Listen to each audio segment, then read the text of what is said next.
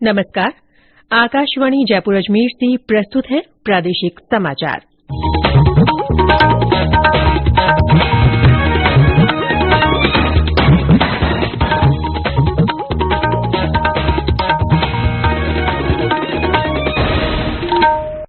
मुख्य समाचार। राज्य सरकार ने प्रतियोगी परीक्षाओं के सुचारू आयोजन पर सुझाव देने के लिए उच्च स्तरीय समिति गठित की। प्रदेश में नए कोविड दिशा निर्देशों के अनुसार आज से बाजार रात 10 बजे तक खुल सकेंगे। सार्वजनिक समारोह में 100 लोगों की अनुमति। संसद का बजट सत्र राष्ट्रपति रामनाथ कोविंद के अभिभाषण के साथ आज से शुरू होगा। और प्रदेश में न्यूनतम तापमान में बढ़ोतरी से शीतलहर का दौर थमा। दिन का तापमान भी अधिकांश स्थानों पर 25 डिग्री सेल्सियस के पार।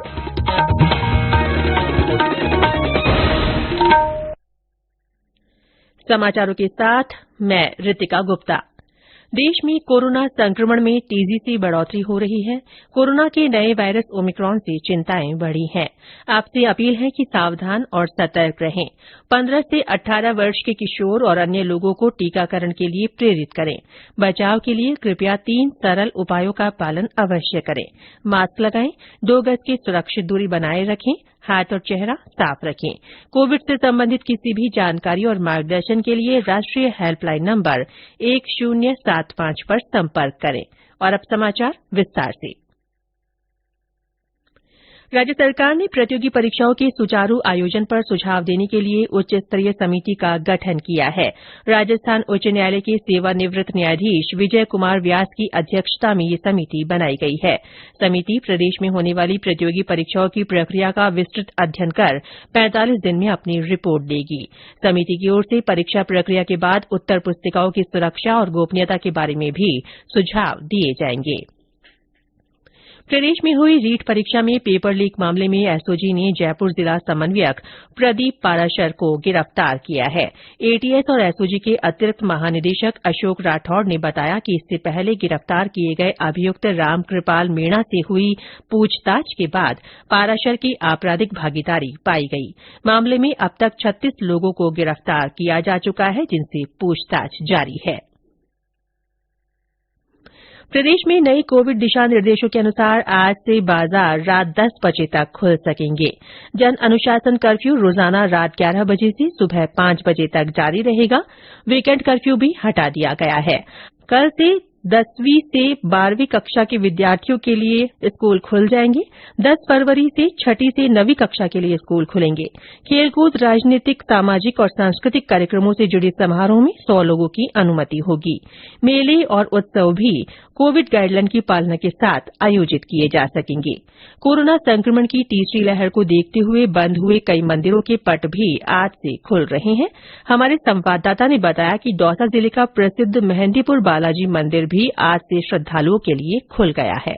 जिले के प्रसिद्ध धार्मिक स्थल घाटा मेहंदीपुर बालाजी श्रद्धालुओं के दर्शनों के लिए आज से खोल दिए गए हैं। जिला कलेक्टर और ट्रस्ट समिति के सदस्यों द्वारा आपसी समझाइश और आपसी बातचीत के बाद कोविड गाइडलाइन की पालना सुनिश्चित करने के आश्वासन देने के बाद यह निर्णय लिया गया है कि आज से मंदिर को खोल दिया जाए। ऐसे में आज सुबह से ही श्रद्धालुओं का तांता लगा हुआ है। मंदिर व इसके आसपास कोविड गाइडलाइन की पालना कराई जा रही है। संतोष कुमार शर्मा, आकाशवाणी समाचार, दौसा।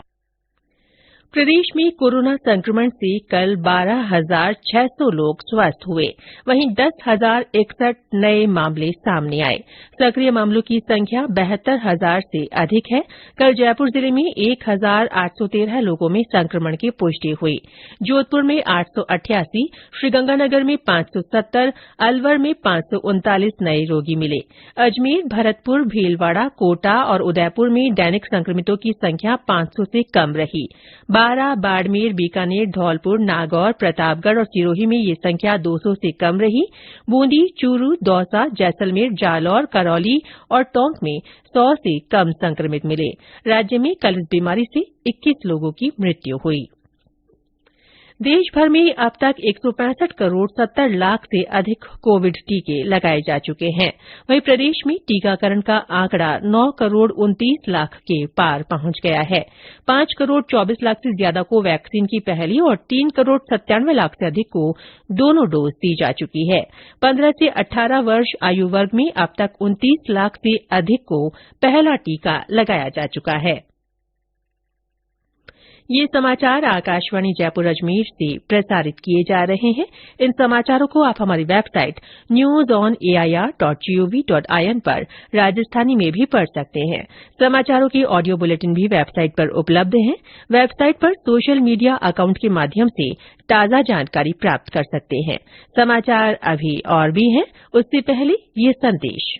चलो मिलकर एक शुरुआत करें, चलो एक फैसला आज करें, मास्क नहीं तो टोकेंगे, कोरोना को रोकेंगे, चलो एक इरादा करते हैं, चलो कुछ वादा करते हैं, मास्क नहीं तो टोकेंगे, कोरोना को रोकेंगे।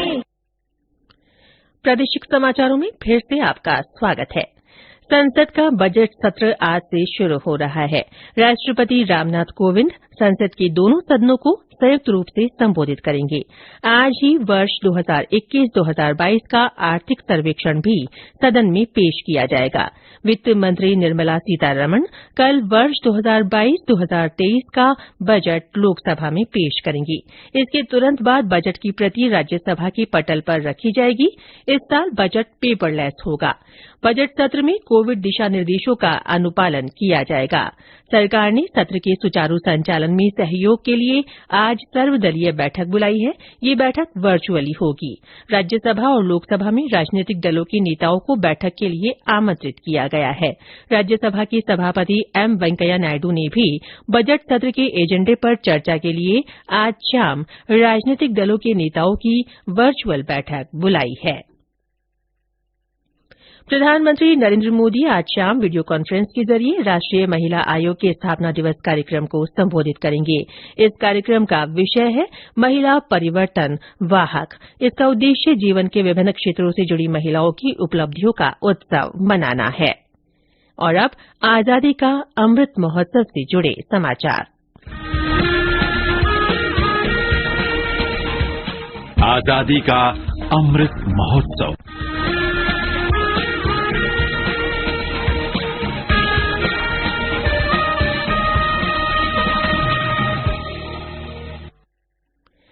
अमृत महोत्सव के तहत जयपुर में कल से सूर्य नमस्कार संकल्प अभियान शुरू हुआ। ये 7 फरवरी तक चलेगा। इसके तहत 75 करोड़ सूर्य नमस्कार किए जाएंगे। कल विभिन्न स्थानों पर 500 से अधिक समूहों ने सूर्य नमस्कार किए।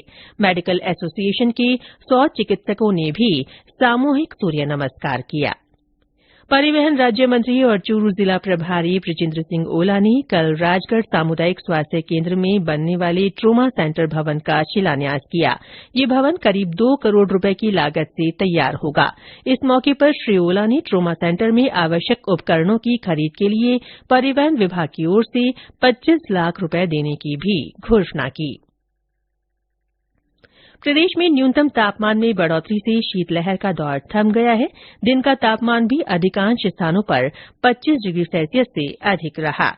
सीकर जिले के फतेहपुर में आज न्यूनतम तापमान बढ़कर 5.7 डिग्री सेल्सियस दर्ज किया गया। मौसम विभाग के अनुसार नए पश्चिमी विक्षोभ के असर से 2 और 3 फरवरी के दौरान राज्य में मौसम में बदलाव और कुछ स्थानों पर बादल छाये रहने के आसार हैं।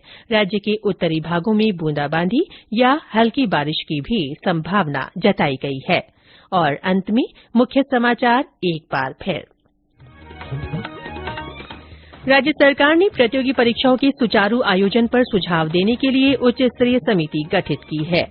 प्रदेश में नए कोविड दिशा निर्देशों के अनुसार आज से बाजार रात 10 बजे तक खुल सकेंगे। सार्वजनिक समारोह में 100 लोगों की अनुमति होगी। संसद का बजट सत्र राष्ट्रपति रामनाथ कोविंद के अभिभाषण के साथ आज से शुरू होगा। और प्रदेश में न्यूनतम तापमान में बढ़ोतरी से शीतलहर का दौर थम गया है। दिन का तापमान भी अधिकांश स्थानों पर 25 डिग्री सेल्सियस के पार पहुंच गया है। इसी के साथ प्रादेशिक समाचार बुलेटिन समाप्त हुआ। नमस्कार।